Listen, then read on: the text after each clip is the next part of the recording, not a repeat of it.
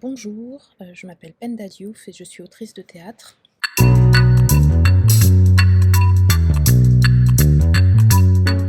Alors je viens non pas pour un livre, heu, parce que le texte n'est pas encore, sorti. J'espère qu'il sera édité, d'ici la fin d'année, inch'Allah.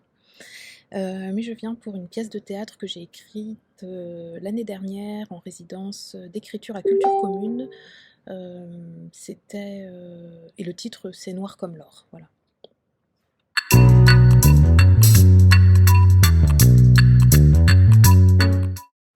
Alors quels sont mes mondes sauvages? Alors mes mondes sauvages, ce sont des mondes qui sont plutôt en marge, qui sont plutôt en périphérie, des mondes où la nature est bien évidemment présente.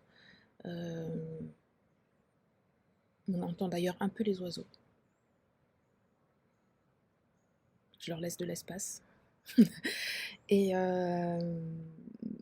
et c'est aussi des mondes, voilà, liés à la périphérie, à la banlieue, des endroits où les habitants et les habitantes peuvent aussi être considérés comme des sauvages ou des sauvageons, par une élite, politique très condescendante, et du coup, moi, j'ai envie de me réclamer de ces espaces-là, de ces zones-là.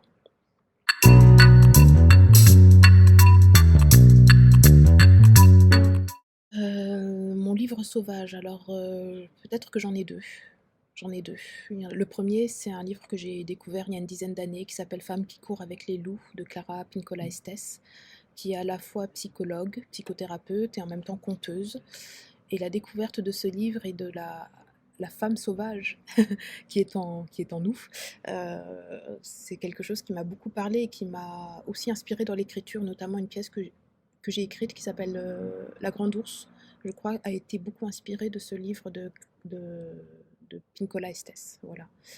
Sinon, le deuxième livre, c'est un livre plus récent qui est sorti l'année dernière aux éditions Verticales et qui s'appelle Croire aux fauves de Natasia Martin.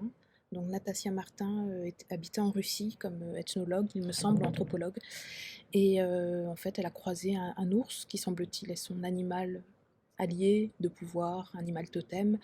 Et du coup, ils se sont battus et l'ours a pris un peu d'elle et Natasia a pris un peu de l'ours également. Elle a été ensuite hospitalisée puisque l'ours a, a- a laissé sa marque, on va dire, a laissé son empreinte.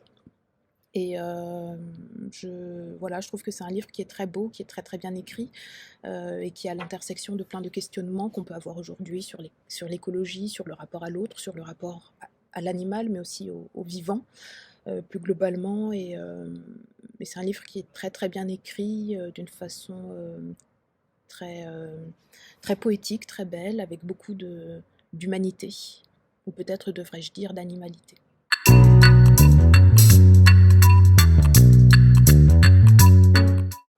Pour la musique sauvage, alors je pense à un album qui s'appelle From Kinshasa, d'un groupe qui s'appelle Mongwana Star. Alors ce groupe, c'est le groupe, Staff Benda Bilili, qui a splitté il y a quelques années. Et en fait, c'était un groupe qui se réunissait aux eaux de Kinshasa il y a quelques années et qui se réunissait pour faire de la musique. Et en fait, ils étaient tous porteurs de handicap. La plupart avaient eu la polio étant petits. Et Mongwana Star, donc c'est une émanation de Staff Benda Bilili, et leur album From Kinshasa est absolument incroyable. Il vous emmène dans des territoires inconnus, inexplorés, aussi bien par la rythmique que par les sonorités, par la voix qui est très envoûtante en fait, des chanteurs.